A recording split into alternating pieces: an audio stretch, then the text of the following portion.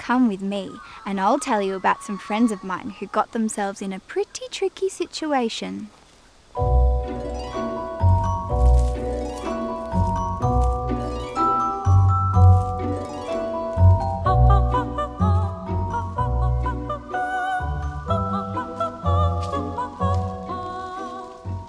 Long ago, the bush rang to the sound of Kookaburra's parties. All through the day, there was singing and dancing and joke-telling, and of course, every few minutes, the loud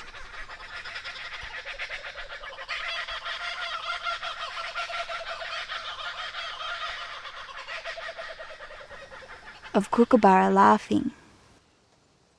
Now, Koala was an animal who needed her daytime sleep.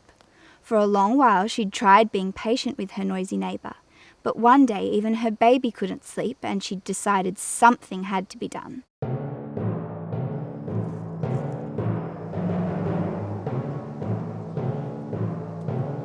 She climbed up Kookaburra's tree to ask him to quieten down.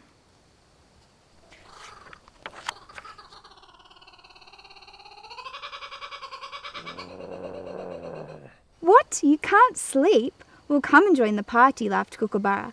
And he threw back his head and laughed, "Coo-coo-coo-coo-coo-coo-coo-coo-coo," even louder than ever. Koala climbed back to her tree and tried to soothe tired little baby Koala. What could she do? She'd tried asking nicely, but Kookaburra had just squawked in her face. It wasn't fair. It really wasn't fair. The more she thought about it, the angrier she became. The next time she heard Kookaburra squawking loudly, she shouted, "Shut up, you noisy pile of feathers!" "Mind your own business, you blob of boring fur," screeched back Kookaburra.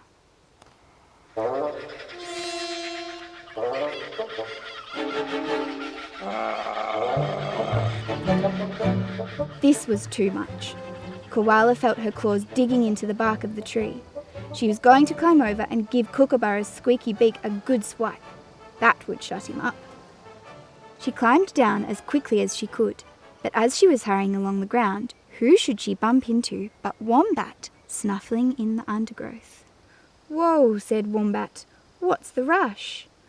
"I'm going to shut up that Kookaburra once and for all," grunted Koala, stretching her claws. Wombat certainly wasn't the wisest animal in the bush, but he knew an angry koala when he saw one. He slowly shook his head. "Surely there's a better way," he said.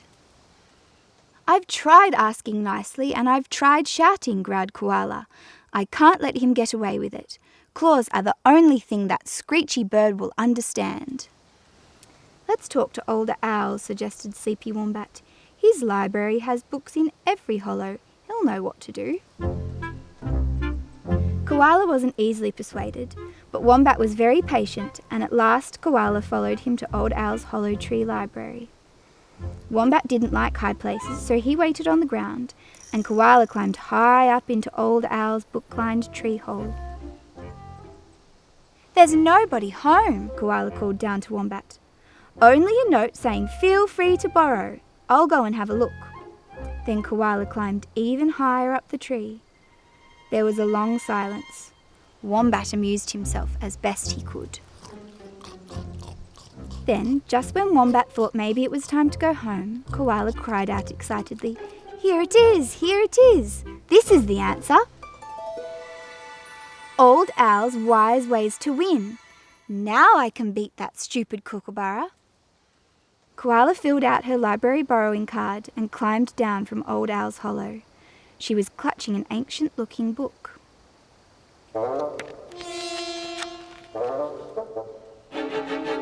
But when Koala opened the book and started reading, it wasn't at all what she'd hoped for.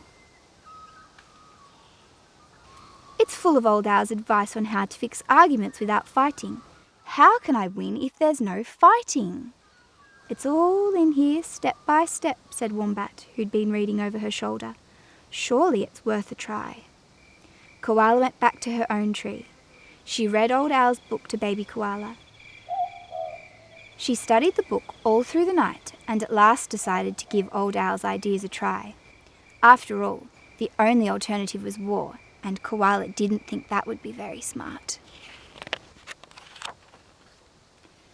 At last Koala was ready. She sent a message with Galah to ask for a meeting with Rowdy Kookaburra. Dear Kookaburra, your parties are noisier than ever. Baby Koala and I still can't sleep. Let's meet to talk it over. Could you come to the red gum tree at sunset? Signed, Koala.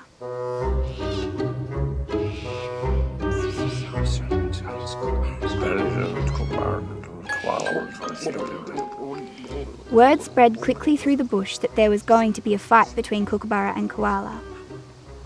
On the fateful evening, all the other animals came crowding around, waiting and watching for the trouble to begin.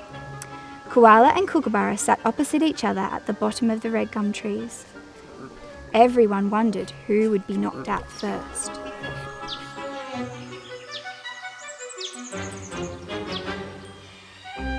Koala was trying to follow Old Owl's wise ways.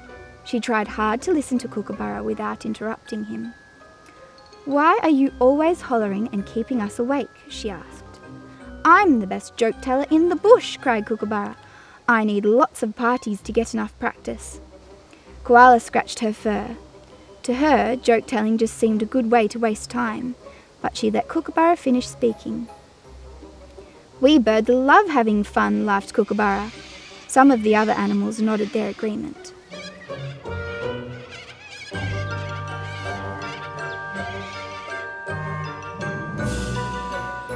Then it was Koala's turn to speak. She remembered Old Owl's book, so she made sure she told her side of the story. "Chewing gum leaves all the time is very tiring," she explained. "We koalas have to eat all night long, so in the day we need our sleep. Baby Koala is getting dark bags under his eyes from being woken up by your noise." Kookaburra didn't seem to understand at all. "You're just a boring koala with no sense of humour," he screeched, flapping his wings and making his eyes go red.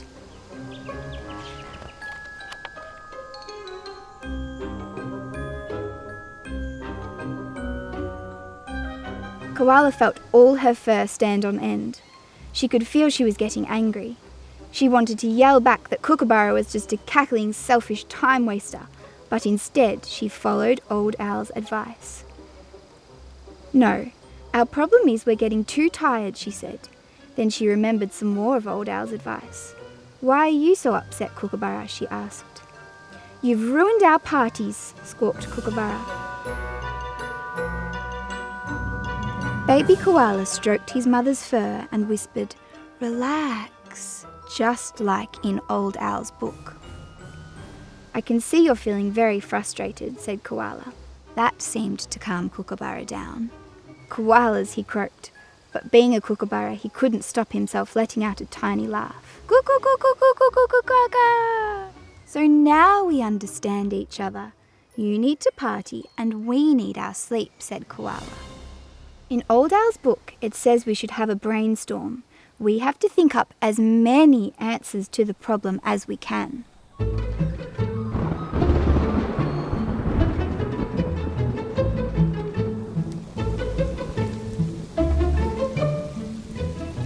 Baby Koala was confused. Brainstorms weren't at all like he'd expected. Koala and Kookaburra started talking together excitedly, and everyone was shouting out suggestions. The animals had a great time making a long list of the cleverest, craziest, and even silliest ideas they could think of. Everyone's suggestions were included. "Let's soundproof the tree," suggested Possum. "Kookaburra can tell jokes at the watering hole. We could all hear them when we went for a drink," added Cocky. "Koala can go to joke appreciation school and learn how to laugh," squeaked Caterpillar. "Kookaburra can go and party in someone else's tree," said Koala. "Koala can wear earplugs," laughed Kookaburra. All the animals seemed to be having so much fun. At last the list grew no longer. Koala and Kookaburra picked out the ideas they thought were the best. Then they went to their own branches for a rest. All night, Koala wondered what she would do if she couldn't work out a solution with Kookaburra. "I suppose we could go and live in a cave," she said. "But where would we get our gum leaves?" cried Baby Koala. On his own branch, Kookaburra wasn't getting much sleep. Maybe I should sing like all the other birds, he thought sadly, and he even tried a little twittering. Tweet, tweet, tweet, tweet, tweet, he twittered, but it didn't sound too good.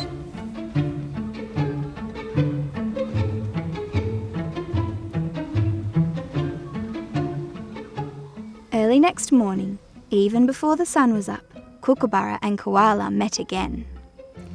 "We have to find a win-win solution," said Koala.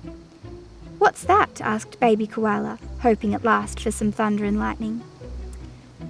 "That's when we both win instead of one winning and the other losing," said Koala. "Let's see which ideas are best," said Kookaburra. And they checked again all the ideas they'd chosen. They made a few changes and they talked some more, and gradually things started to come together. "If you sleep all day, what's wrong with a party at sunset?" said Kookaburra. "Like an alarm clock?" asked baby Koala. "Why not?" laughed Kookaburra. "And to help us finish our busy night of chewing gum leaves, you could have a party at dawn, when the sun is rising as well," suggested Koala. "Hooray!" shouted Kookaburra. As the sun was rising, they shook wing and paw, and the deal was struck. They announced their solution to all their friends. Everyone had to agree that Old Owl's wise ways were much better than the fight they'd been expecting. "It's a really good idea, a good time for everybody. Let's try it," they cried. And so, as the morning filled the cloudless sky, a hearty cry was heard through the bush. Kookaburra was sending out a call for his first dawn party. And so, all through the peace of the day, with only leaves rustling in their ears, Koala and her baby slept their curled-up sleep in the fork of their tree. And at the end of each day, as the red sun sank behind the gum trees, once again the bush was filled with Kookaburra's laughter.